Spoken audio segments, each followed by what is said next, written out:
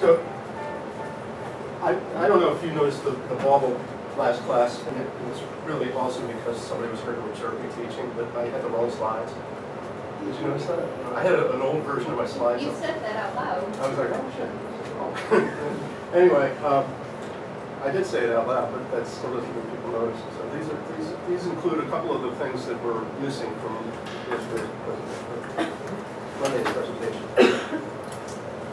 So we were still talking about that guy, Pythagoras.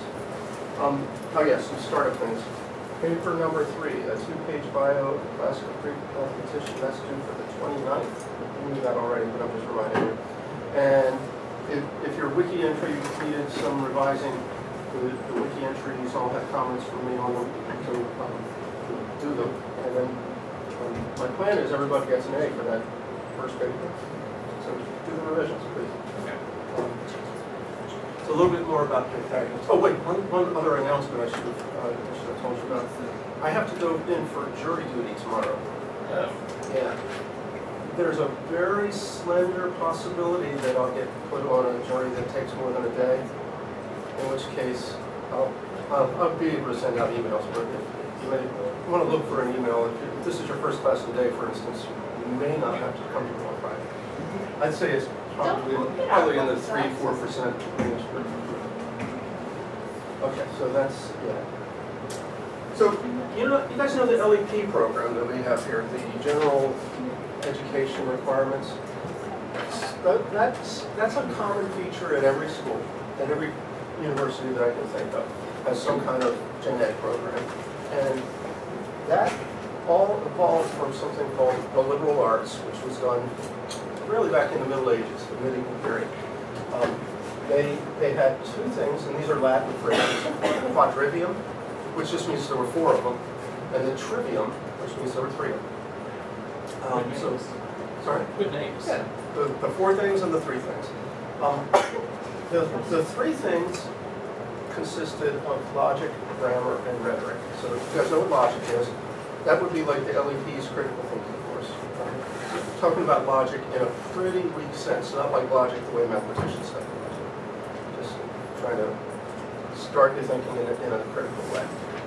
Grammar is just the mechanics of language, right? Nothing special about it. But rhetoric is, I think, a cooler subject. That's studying how to be persuasive, how to bring other people to your point of view. And that's a big skill for these ancient Greek folks, and well, up to today, right? The way politicians work is to try to convince other people what they believe is the case. That's what they do. Anyway, so the other section, the quadrivium. Oh, by the way, the word trivia comes from trivium. There. Usually, you think of trivia as sort of pointless, silly knowledge you have. Like, can anybody say how many times the Red Sox have won the World Series? 8. I should be able to know. Cut the hat. Yeah. But, I mean, wait, I thought they never did it until like 3 years ago or something. No, they did it once in like the 20s or something. But anyway, this would be trivial knowledge, right? This kind of stuff. Yeah. My next door neighbor, Ray Munoz, is incredible with trivia. He's got things packed into his brain that just don't belong. I don't know where it gets it. You name the first 3 words of some song lyric, he knows the rest of it. It doesn't matter what genre. It's crazy. You should have gone on that, name that tune when you made some money. He should go on that Who Wants to Be a Millionaire show, actually. That would be really well. Okay, so the real point here was this quadrivium, which consisted of arithmetic. And they don't mean arithmetic there in the sense of like 2 + 2 is 4. They mean number theory, really, what we would call number theory. So figuring out deep connections between the symbols of arithmetic, not just doing the operations. Anyway, arithmetic, music, geometry, and astronomy. And I think it's funny to look at this medieval period course of 7 subjects that a person would study and figure out how many of them are math. Certainly the arithmetic and the geometry. I would say the logic. And there's an argument for the astronomy, because it wasn't just about memorizing the names of stars, it was figuring out measurements in the heavens and figuring out the paths of the planets. Well, there is. I'm going to try to go through some of that argument today. Why the Pythagorean theories about music have come down to us today, and they're very mathematical. So, is this? I just said it. Music. Well, that's a topic that came from the Pythagorean studies. They call it harmonia, but that's what it sounds like, harmonies. And yeah, what we use for the scale now. Do you know how many tones are in the scale? There's a song, do re mi fa sol la. How many things did I just say? Is it 8? Yeah, 8 songs, 8 tones in the scale. And it all comes, those tones all come from the idea of proportionality. Figurative numbers. Okay, so maybe I'm doing the wrong thing. I'm supposed to actually describe these tones stuff before I move on. So I actually brought the guitar again. Yeah. I'm a really bad guitar player, so don't hold me counting. But the sax doesn't have strings. So with yeah, I'm a good sax player, but that's unimportant. Okay. So one of the things Pythagoreans realized is that the length of the string that's being plucked and the musical tone it gives are related, right? And there's a picture we should put on the board. It's something like this. If you have a string of a particular length like that and it starts vibrating, I'm going to draw it, think about it sweeping back and forth from these extreme positions. That's what making a note sounds like here. You're going to note. If you make a string half as long vibrate,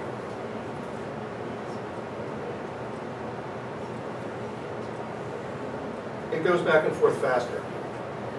And so the frequency of that note is higher. Do you know what the ratio, if this is length L and this guy is L over 2, what's the ratio of their frequencies? This guy is twice as fast as that one. And now that's visible on the guitar. I don't know if you've taken a notice of the guitar's decorations before, but they always have these little inlaid dots on the fretboard. And there's one that's marked double right there, and that's the mark for octaves. So if you play, let me play the E string, and then hold that down. Now, do you recognize those 2 notes as the first 2 notes of the song? Whoops. The one I always remember is Somewhere Over the Rainbow from The Wizard of Oz. It's like, I can't do that. Yeah, I can't play it for you, but okay. But the other thing that's kind of fun to do on a guitar, just because of the physics of the way guitar strings work, is you can make this happen on the whole string. You can basically, you can make the string vibrate so that it's doing this. That's just half of, or that's just one side of it, and the other side will be doing this. So the string, I don't know if you can try doing this little dance, but the string does something like this. And the spot in the middle is staying stationary. So if you put your finger lightly against the strings, right there where the double dotted thing is, the midway point of the string of the strum, hear that sound versus it's an octave up. Always, I should have done it with just one string. It's also quieter because you dampen the string a little bit like that. So that's the first ratio that they had. 1 to 2 gives you the octave. Right? Well, then the next ratio is 3 to 2. The next one they wanted to consider anyway. So, or maybe I should say strings. I should probably look the other way. 1/3, or yeah. Let's think about 1/3 because that's the way it's going to work out on the guitar. There's another dot that shows you where 1/3 is. It's right there. So there's also a version of that dot way up here. So if I go from the full note, or the bass tone, to the octave, to that position, that's called the 5th. And what we're really talking about is the swing from that note, the octave, to this higher note. And that switch over from the octave to the one that vibrates at the ratio 3:1 is in music called a fifth. So the usual scale people deal with in the beginning at least starts with the letter C. Do you know this? The C scale? Somebody play enough music? Okay, so I wrote C, I said C, D, E, F, G. Once you get to G, it starts over, and you're going A, B, and then you hit C. Okay? And people have gotten used to this concept, at least in modern music, have gotten used to this concept that this C and that C are really the same.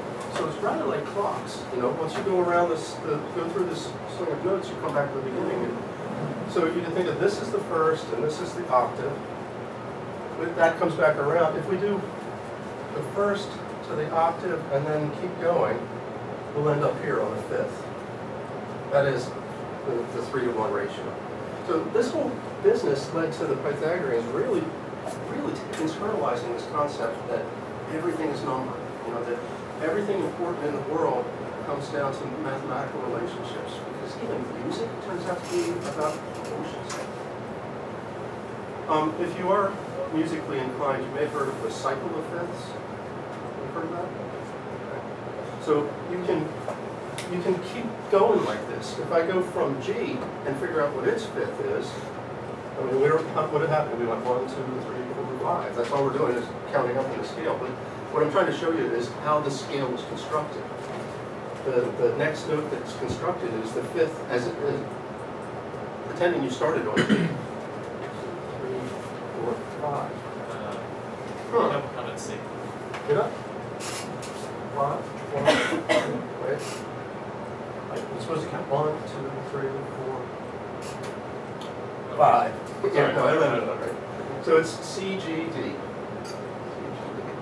That doesn't sound right to me. F, let's see, the G. Yeah, it is. Okay. So if you ever seen a piano, you have the white keys and the black keys. This is the scale that just uses the white keys. That's why everybody happens to like it. I mean, it's just easier to play on the white keys than to have to throw the black keys in there. But the cycle of fifths actually gives you another part of the pattern is if you start a note, if you start a scale somewhere other than at C, it tells you what number of black keys you have to insert while you're playing your scales on the piano. There's a lot of beautiful math in the scales, and I'm not going to go there, but I really thought it was important that you hear the to and then to. You hear that higher? Wow, it's hard to do. All those marked spots are places where you can get away with this harmonics trick of getting the string to vibrate in a strange way. But when, for instance, you get the string to vibrate so that there's 5 notes in it, it's really difficult to do, and I'm not going to make it happen. And also, even if you're a good player and can make that happen, you're not going to have very much volume. It's just part of the nature of physics. So that was music. There's on the slide next, there is a little thing about figure numbers. I thought I would just show you some of the pictures in the book on this topic.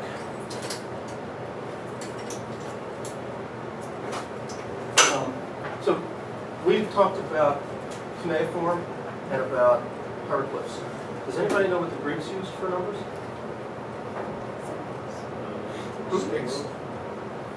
More or less. They just thought of them as dots. You know, draw a group of dots on the page, and that was a number for them. Later on, and not too much longer after Pythagoras, they developed a number system, and they just reused their alphabet. So they used ABC up through the 9th letter as 1 through 9, and then they used the next 9 letters for 10, 20, 30, 40. But Pythagoras existed before they did that. Okay, so in fact, they didn't have much written language at that point because no paper. So their tendency to think of numbers in not in symbolic form, but in groups of dots, led them to recognize certain certain special categories of numbers. So the first group that they recognized was triangular numbers. And you see why? The triangular numbers are things, are groups of dots that you can put out in a triangular array. So the first several of them are 1, 3, 6, and 10.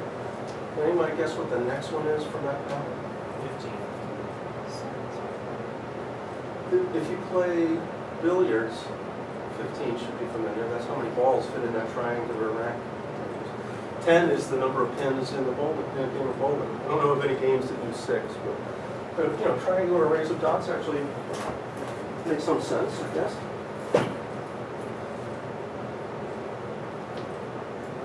There's some interesting stuff arithmetically about these numbers. Now you can just talk about the numbers. Nowadays we can come up with formulas for the numbers. There's a nice challenge. See if we can come up with a formula for how to get those things. But for instance, there's a theorem that every number can be expressed as the sum of at most 3 triangular numbers. And that was proved by Eudoxus back in, just 100 years after Pythagoras. So any number at all, you can write it down by adding up at most 3 triangular numbers. It's easy if you have 1. At most 3. You can only use 1, twice. So 1 would be the one dot itself. Oh. 2 would be 2 copies of that. 3, you've got it. 4, you need one of these and one of those. So I'm saying that you never need to use more than 3 triangular numbers to write any number as a sum. Okay. Squares, square grids of dots, right? Those are fairly obvious. And there's a cool connection between the triangle numbers and the square numbers when you think geometrically or pictorially like this. It's just at the bottom of the page there, so you can't quite fit it on without throwing an angle at it. If you take a square, let's think of those things as literally numbers, these square arrays, and draw a little diagonal line through it, you've broken the square up into 2 triangles, right? And what are these 2 triangles that we're seeing? They're skewed instead of straight up the way the triangles above were, but they're triangular numbers, and there's 2 of them. And they're immediate successors. That is, this is the triangle number, the 3rd triangle number. It's the 2nd triangular number, but it's 3. And this 6 is the 3rd triangular number, 6, right? So the sum of any 2 consecutive triangle numbers gives you a square. Pictorially proven, not proven by algebra or anything. If you wanted to work through the algebra, we could, but I think the picture is more convincing. So they went beyond that. They had pentagonal numbers and hexagonal numbers. Here's another thing I should probably show you. That's just an interesting relationship. If you add up odd numbers, you get a square. Do you see odd numbers when you look at these little L things? You do, really, because each of them has a leg that has the same number of things, or 2 legs rather, that have the same number of things on them. So, like this last guy has 4 there, which is 8, and then there's 1 more in the corner. So you're always going to have an odd number if you draw an L-shaped symmetrical array like that. So 1, 3, 5, 7, and 9, if you add them up, you get 25. The sum of odd numbers is a square. Again, I'm not sure if the Pythagoreans knew that one, but this was deduced later. They may well have, though. That's a fairly early result of figuring numbers. Who knows about the Pascal triangle? Have you run into that before? Yeah. Figure numbers are all over the place in the Pascal triangle. That's what that's called? Yeah. I just called that like the factoring. That factoring triangle, yeah. It's called, it was Blaise Pascal in like the 1600s, I believe, in France. Came up with this idea. And he was actually interested in it for damping. He wanted to use, that's serious, he was one of the fathers of probability theory, and the point was to be able to figure out the odds of things happening, and these numbers have to do with that. But they also help with multiplying out binomials. So let me show you where the triangular numbers are in here. You see them? On that back diagonal? Actually, I could have gone this way too, 1, 3, 6, 10. So triangular numbers live inside the table of binomial coefficients. The name for this next row, the Greeks probably would have studied these guys too. This I should say diagonal. they're not squares though, right? Because that one would have to be a 9 if it was a square. We have to think three-dimensionally for this, so it's a little hard, but what, you imagine what's the three-dimensional version of a triangle? A little, well, it's not a pyramid, because that's got a square base. It's kind of a triangular pyramid. Actually, Triangular oh, prism? Sorry? Triangular prism? We call it a tetrahedron. I haven't died. Yeah, a lot of people have those four-sided dies. So yeah, the D4s. Here, I got a bunch of these little things. These are so little though, I don't know if everybody in the back will be able to see it. That's the thing we're talking about. If you have an array of dots in space that have this form, you get those numbers. Wait, what's my point at? These are just 1, 4, 10 things. So they're called tetrahedral numbers for this guy. I've got another one, I think, somewhere. Those are, I'm sorry those are so little. But What's the magic missile? I will. The magic missile. Missiles. They're for other things as well. The magic missiles. It's not the equilateral triangle figure? Well, I mean, yeah, it's got 4 faces, each one of which is an equilateral triangle. That's actually an important little figure. We'll come back to that, I think. Does the next row have any, or does the next diagonal have any special properties as well? The one beginning with 1, 5. Yeah, but now you have to think four-dimensional. Four-dimensional. It's four-dimensional arrays of dots that are kind of like the triangle. The idea of a four-dimensional or a hyper, actually it's called a hyperchoron, is the four-dimensional. So We would don't 1, 2, want- 3, 4, 5 be a one-dimensional triangle, and 1, 1, 1 be a two-dimensional triangle? Yeah, see, the counting numbers are sort of what you think of as, if you think of them as rows of dots, they're dots with one side on them, or rows with one side on them, but yeah, they're still the 1D version of a triangle. And then zero-dimensional means you're just always a point, point, point, point, point. So that's why you have all ones on it. But it's possible to think that way. I don't know if the Greeks did, and I don't believe the Greeks knew about this table. I think that's something that came out later. The proof of the Pythagorean theorem, we got to talk about that. They most certainly, I think that there's no question that they had come up with an argument as to why the Pythagorean theorem is true. The problem is we don't know which argument. I think it's believed. See, the problem is with all this stuff, nobody's for sure. But it's believed that they did not do the proof that Euclid came up with a couple hundred years later. They most likely did what's known as a dissection argument. So I've got a couple of visual aids here for us to see the dissection argument.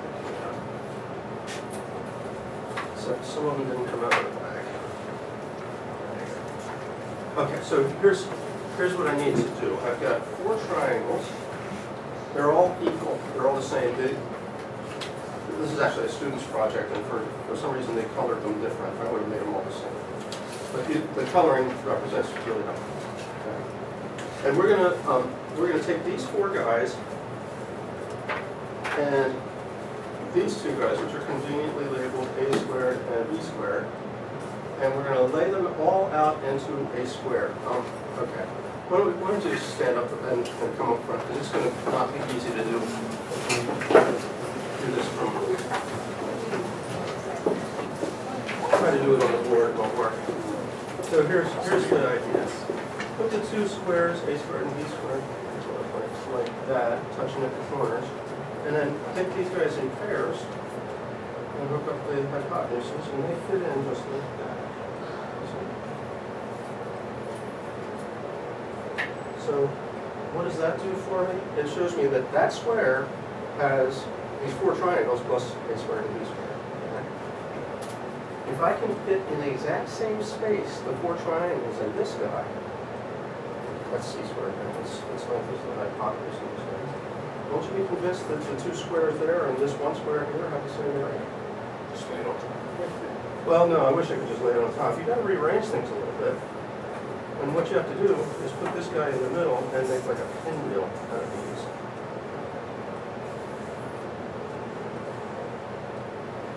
Is that the same size as this guys were looking for?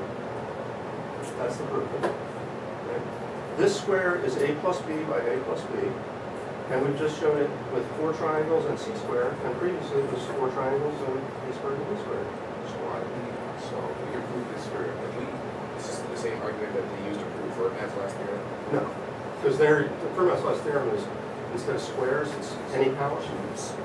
Any power. Any power. Yeah, and so no, it just gets, that one goes through something called elliptic curves, and you know, it's just, okay, so that's one variant of this argument. I actually have another thing that I made several years ago when my son was like a little toddler. And I thought, this will make him really smart if he played with this. Did it work? No. Yeah. Well, you know, that's what so what is this puzzle? This is the bisection argument. I've got these little L-shaped pieces, by the way. The L-shaped pieces are also illustrating the fact that odd numbers, the sum of consecutive odd numbers gives us a square. Is it? And I can put these pairs of things together into 2 squares. And if I'm clever enough, I can reassemble this thing to include those 2 squares and the triangles. So, we can argue to say no immediately to the whole smart thing. Well, you know, he's probably smart enough to get this done, or I'm not. But so but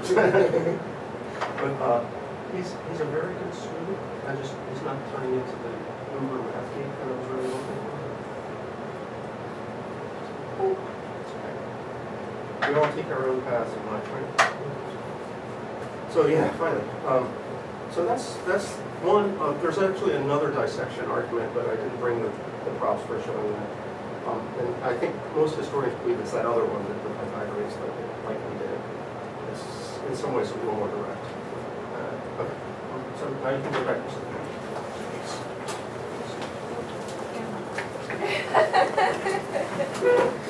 Well, next time, then. Yeah, we should have pulled the camera off. Wow, I didn't think of that. I'm sorry.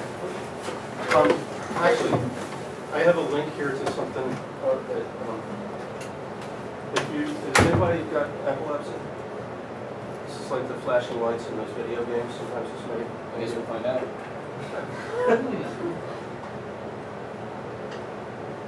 That's an animation that I created many years ago to show that this thing is a general argument, which is something you really need to think about if you're doing a dissection argument. You're sort of proving the Pythagorean theorem for one particular triangle, but you'd like it to be true for all triangles. So the idea that you can put that diagram in motion and think about it being arbitrary, done for any particular triangle is good. Where were we? I left the full screen, didn't I? Go back to I can't see it because it's behind this thing. Cool. Okay, so then there's this story about Hippasus and whether or not was Pythagoras a murderer. That one is something we should definitely get into because that's one of the more interesting tales. So Hippasus may have proved that square root of 2 was an irrational number. You guys know that square root of 2 is an irrational number? So if you look at the decimal expansion of square root of 2, it never falls into a repeating pattern. If it did have a repeating pattern, then you would say, okay, I can deduce what fraction it is, right? But it doesn't repeat, so there's no fraction. So there's a story that Hippasus figured out this argument and told it to a bunch of Pythagoreans, possibly with the Min Man himself present, while they were all out on a ship. On a boat. And here's the proof. This is actually, I stole this from a quiz, so it has blanks in it. But we can fill in the blanks pretty quickly. So, first of all, do you know what it says about a proof when the first words are suppose not? What kind of proof is that? 250 students. Contradiction. These guys, well, later on it got called reductio ad absurdum. That's Latin, so that would be the Greeks name for it. I wonder what the Greeks called this kind of argument. But such a proof is a little strange. you're supposing the opposite of what you want to prove, and you have to put yourself in the mindset of truly believing that the universe works in this contrary way, that it doesn't work. You know, that in fact, square root of 2 is a rational number, and we're going to always use that assumption as we argue. The point of our argument is to get to something that must be impossible. And so we know that our original assumption is equivalent to something that's impossible. In other words, it's false. That means the thing you're actually trying to argue for is true. So can anybody fill in that first blank? Suppose that root 2 is a rational number, then there are blank m and n, so that root 2 equals m over n. Integers, right? If you're going to build a rational number, you need integers. I can't write with this little pen. That's terrible. I'll get a different one.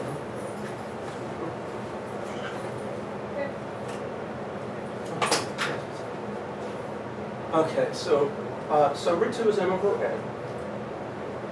Usually you don't figure out the next line until later on, but then you go back and modify your proof and put it in there. It turns out later on we're going to need the fact that there's no common factors. So we're just going to mention that now as if we were geniuses and thought of it ahead of time. Right?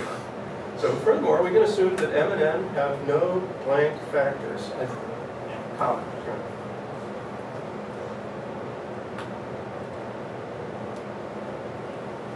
Squaring both sides gives us, okay, what the heck? Squaring both sides of that, where it says root 2 is this m over n, gives us 2 is m squared over n squared. That makes sense, right? And so you can rearrange until you get m squared is twice n squared. Now what does that say? M squared must be an even number, because it's 2 times somebody. So m squared is even, that's the next line. It follows that m is also blank. I mean, the words tell you what this is. I was really being easy on these guys with this quiz. Also given. Now that's a little bit hard. Often people say that requires a separate lemma.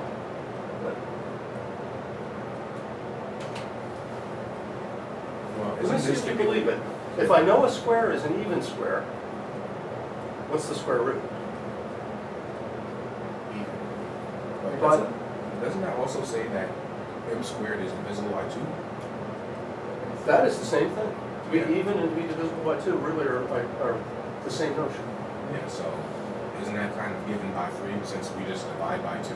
Mm-hmm. Well, careful, don't confuse actually dividing with knowing that potentially you could divide. So divisibility is about, yeah, if we did divide, we could do it and there'd be no remainder. But literally dividing by 2 changes the number. So you want to still keep the same number around, but mention that it's potentially, you could divide and there would be no remainder. So anyway, definition of even tells us that there is an integer k such as m equals 2k. Does everybody know that? To say you're even means you're twice somebody else. What is that somebody else? Well, okay, m squared is 2k squared. So there were a couple of things that were not necessarily visible on the video, and also the battery on the camera died in the middle of the lecture, so there's a few things I want to finish off. First, I hope that it will now, this guitar will be more visible to you. The area that I was discussing where the midpoint of the strings is marked is right here, these 2 double dots.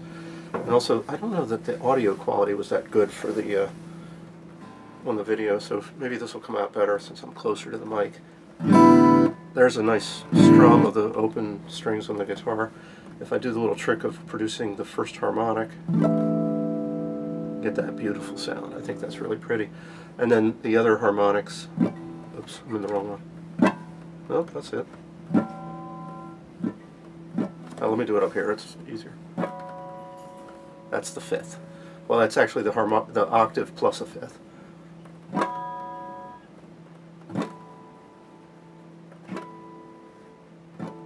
There it is. Octave plus a 5th. This is actually, what is this, 2 octaves? Yeah. So, in any case, the main point is that proportions between string lengths give us information about how the intervals in the music are related. Let's see, what else did we have? The figurate numbers, I think that was visible and easy to do.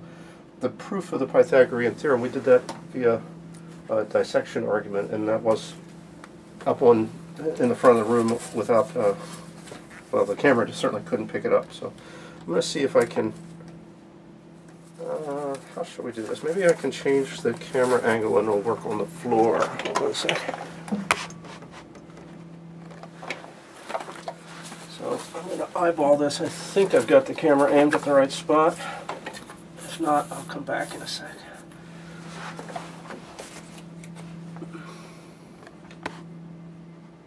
There we go. So you see this two squares, wait, the wrong ones. A squared and B squared. I accidentally put C squared in there. A squared and B squared are there. And these triangles have sides A, B, and hypotenuse C. So you can lay the triangles out in pairs that fill in these rectangular regions that are left over. And you're creating a big square out of these elements whose side length is A plus B. A plus B by A plus B. You see, horizontally it's B across and then A from there onward, and same thing vertically. So if you can fill in the same region that's A plus B by A plus B without using the two squares, but rather using C squared, you've essentially proved that these areas are equal, that these two smaller squares give us the same area as C does. And C fits in a kind of a nice way against the hypotenuses of these triangle pieces we're doing. You need to arrange the triangles in a kind of a spiral or pinwheel fashion. And there you go, C squared. Now notice that the dimensions of the big square that I've formed are still A plus B, both ways. So that is still an A plus B by A plus B square. It's got the four triangles in it, but it's also got C squared, whereas the other way of arranging pieces would have had A squared plus B squared as the extra area. So yeah, that's an argument for the Pythagorean theorem. The other way I talked about was using this old wooden puzzle that I made for my son when he was little. That's sort of the final arrangement I'm showing here, where you've got the puzzle pieces filling in a square like C squared. This would be a 5 by 5 square right now. So let's just rearrange things and get the other version of things. That would be the B squared and A squared sizes. And I sort of noted along the way that these particular puzzle pieces I used to be able to both create the B squared and A squared as well as C squared take advantage of the odd numbers, adding the sum of odd numbers being a square theorem that the Pythagoreans likely knew. So there's a 3 by 3 square, and here's a 4 by 4 square. These actually fit in really nicely and easily into the same puzzle area by just spinning the triangles until they leave these sort of square regions behind, and then pop the pieces in. There's one, and there's the other. Okay. So two different approaches to the same thing. Now the other, well, let me get back to a normal view of life here. I think I was trying to arrange things so that you can see the slides on the screen. I think that'll look good. Okay, so we were in the midst of going over the proof that root 2 is a irrational number when the battery dies. So let's go to that too. I can pull up the quiz that we were going through here on the screen, and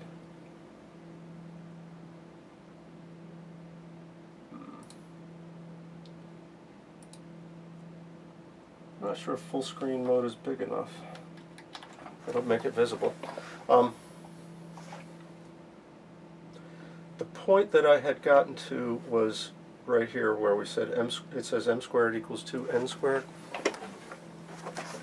I'm going to try doing another little adjusting of the camera to zoom in on that region.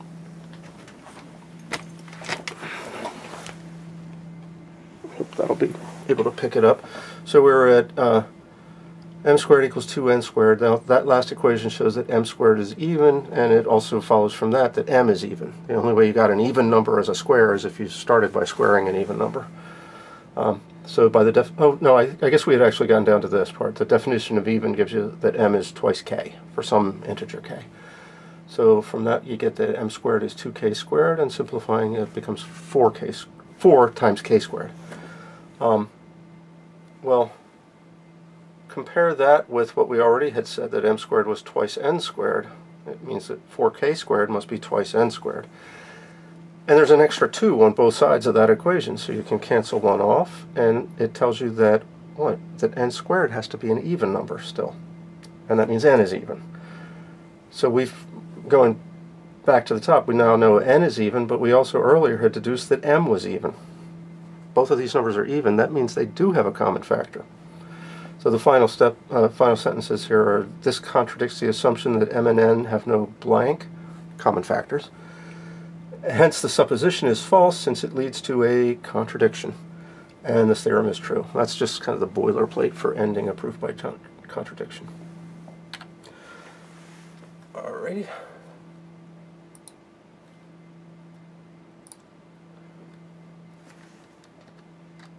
Go back to, that's not full screen.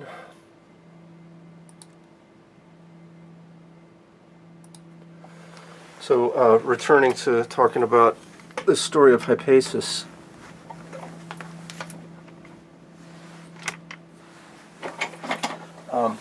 The story goes that he was on a cruise with the other Pythagoreans, and he told them this argument that he'd come up with, that root 2 is an irrational number, and they got so angry that they threw him overboard. The point being that the notion of irrationality really messed with their worldview. They thought that everything in the universe was number, and by number they meant whole numbers, integers, and at worst ratios, like that had turned out to be the case with music.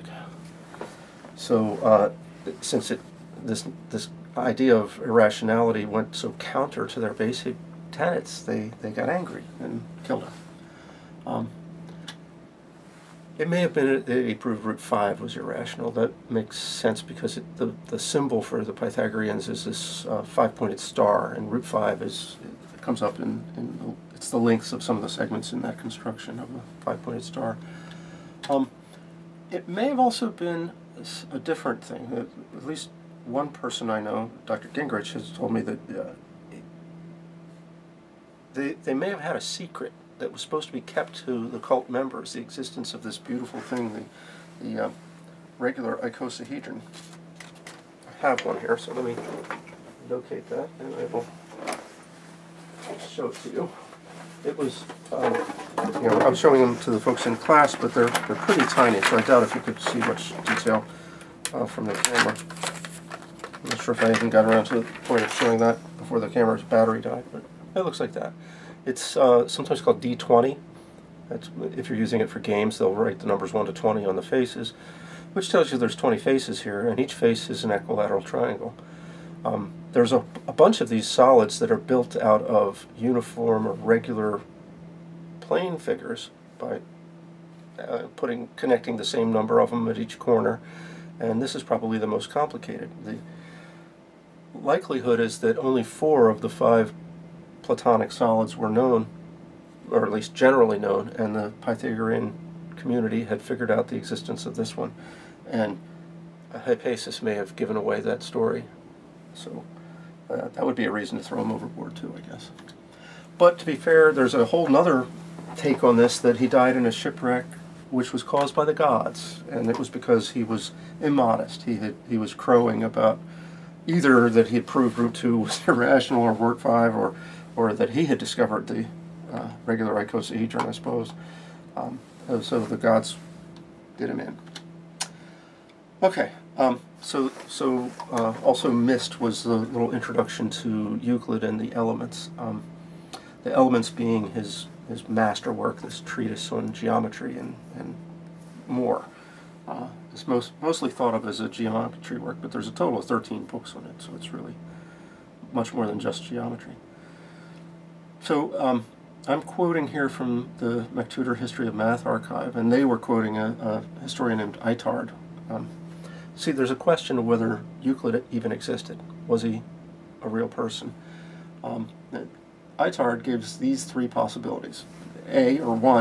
Euclid may have been an actual historical character, and he wrote the Elements, and there's all these other works that are attributed to him. That's the most straightforward possibility. 2, Euclid was the leader of a team, so there were a bunch of mathematicians doing work in mathematicians doing work in mathematics at Alexandria. That's in Egypt. And by the way, the name Alexandria tells you this is from the post-Alexander the Great period. Right? He was the guy who conquered Egypt, and there was a period of time where Greek culture was the predominant thing in Egypt. And anyway, these guys were working there. In fact, one of the wonders of the ancient world was the great library at Alexandria. I think this shouldn't be thought of as just a library. It wasn't just about books or scrolls or papyruses. It was a research center, so there was more going on than just storage of knowledge. They were trying to create new knowledge. They were working on astronomy and certainly in mathematics. So it's possible Euclid was sort of the head of this research group, and all the works ended up with the big guy's name on it, and nobody else gets mentioned. That's happened in the past, and it's happened currently. There's a group of French mathematicians who have written, I think it's 25 or 26 volumes, big fat volumes about foundations of math, and they go by the nom de plume of Bourbaki.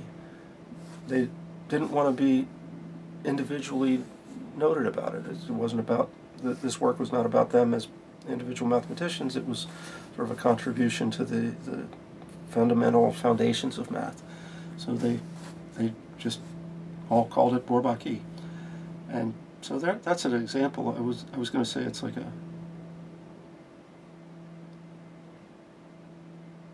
I'm searching for the word. Usually like in law, you'll have a case that becomes a precedent for something in the future. But this would be like an antecedent, I suppose, because Bourbaki exists now, and Euclid, if he was really a group of people and not a single person. I've really slipped into talking about the one that's called number 3 here, haven't I? If there were a group of people who didn't want to give up their individual identities, they might have chosen to write and just picked a name. There was an actual guy named Euclid of Megara who lived about 100 years prior to this. Maybe they just made up that name as a person to attribute the authorship to. I kind of think this is unlikely.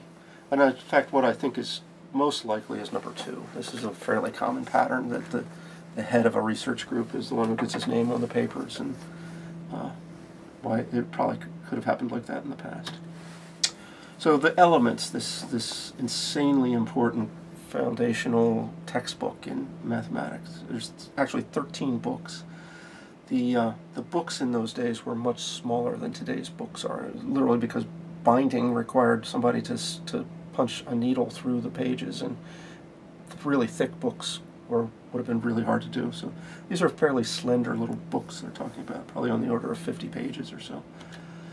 The first 6 of them do plane geometry, by which I mean geometry in the flat plane, what we now call the Euclidean plane. 7 to 9, those books dealt with number theory. There's a single book that deals with the theory of commensurability, is what they would call it, but we today would say irrational numbers. And then the last 3 books deal with 3-dimensional geometry. The capstone to all this, the last book, is the one that deals with the properties of these things that I have models for, the Platonic solids. And it gives a proof that there are in fact only 5. So let's get them out and I'll start talking about them. There's 5, so I should get them all. There we go. The smallest, simplest one is this. If you play games with funny die, this is D4. It's like a triangular pyramid, a pyramid with a triangular base. So the base plus the three sides that are sticking up give you a count of 4. The cube probably needs no introduction, but if you want to pronounce it the same way the other things are, it should be named for that it has 6 faces, and that would make it a hexahedron. Closely related to the cube is this thing, the octahedron. So 8 faces. Its faces are triangles, whereas the cube's 6 faces are squares. These are equilateral triangles, and there are 8 of them. I think the best way to visualize it is kind of cut it across its equator. It looks like a regular pyramid, an Egyptian-style pyramid with a base as a square pointing upward, and then another pyramid coming downward from that. So you can think of it as 2 pyramids glued together by their bases. And then these 2 things. Now, prior to the Pythagoreans, this one was known, that you could assemble a crazy-looking thing out of pentagons. It's sort of, almost, you can imagine that they would have thought, okay, this is how we build a square. Start with a square base, and then append a square face to that, and fold them up until you get the body of the square. Then you need a lid, too. If you tried that deal with a pentagon, you'd attach to a single pentagon 5 more pentagons, and then try to fold them up, and they don't fold up as far. They come up to a sort of a basket-shaped thing. And maybe you would have the insight that another basket-shaped thing would come down and from above. So you have an upward curving basket and a downward curving basket, and they can be joined together into the solid. Of course, the pattern of hexagons and pentagons you see on a soccer ball has the same symmetries as this. And then lastly, the icosahedron. This has 20 faces. So in games, sometimes people use a D20. This is it. The faces are triangles again. I talked a little bit with the folks in class about duality, which is kind of interesting. Let's start with the square and the octahedron. These things are really related to each other. If you count how many faces you see on the square, there's 6, and how many corners? There's 4 at the top and 4 at the bottom, so 8. If you look at the octahedron, those roles are reversed. There's 8 faces and only 6 corners. There's 4 corners that are part of the base of those adjoined pyramids, and then the top and the bottom. So a total of 8 corners there. A total, wait, I just counted wrong. 4 plus 2, 6 corners here, 6 faces here. So corners on one correspond to faces on the other, and vice versa. And that happens with this pair of things too. There's 12 faces on the dodecahedron. Dodeca means 2 and 10, so 12. And there are 12 corners on the icosahedron. There's 20 faces on the icosahedron, and if you're industrious and count them up, you'll find there's 20 corners on the dodecahedron. So we have these pairs that are dual to one another in this sense of exchanging corners with faces.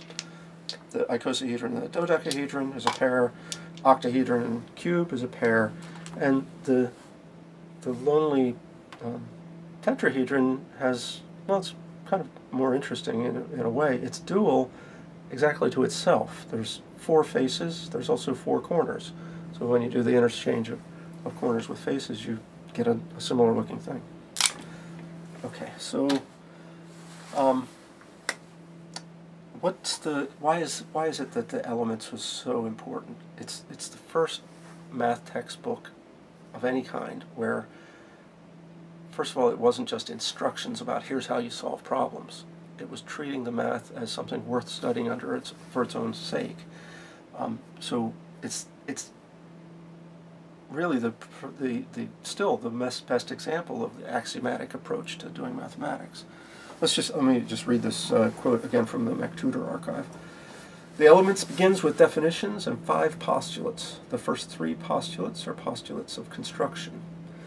Postulates are what we would probably call axioms today.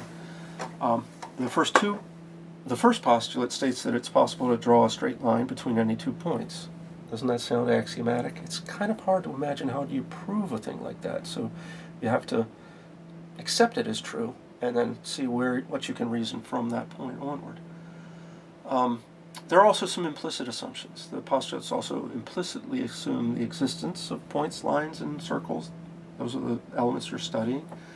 And then the existence of other things that you can deduce from the fact that those first three things exist. Other assumptions in the postulates, which are not made explicitly, well, for example, it's assumed there's a unique line joining any 2 points. We believe that, right? There's a straight line between any 2 points, but they didn't come out and say that it had to be unique. Just said that you can construct a line. I use the word "a line." The indefinite article, indicates something real. How do you know it's not? Maybe it should have been, you can construct the line between any 2 points. Then you're talking about the definiteness, the uniqueness of it. They didn't do that. So uniqueness was something that got assumed quite often, but it wasn't actually made explicit. Okay, so that brings us up to the point where I ended this lecture, and so we'll take up with the remainder of this discussion about the axiomatic approach on Friday. I should mention to you, although it's less important, I'm going on. I'm serving on a.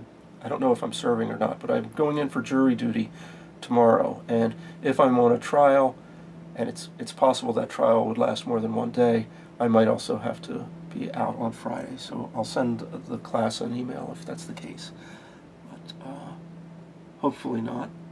And okay, so that's it for today. Oh, the one thing I should end with though is some reminders. I already mentioned the third writing assignment, that 2-page bio of a Greek mathematician from the classical period.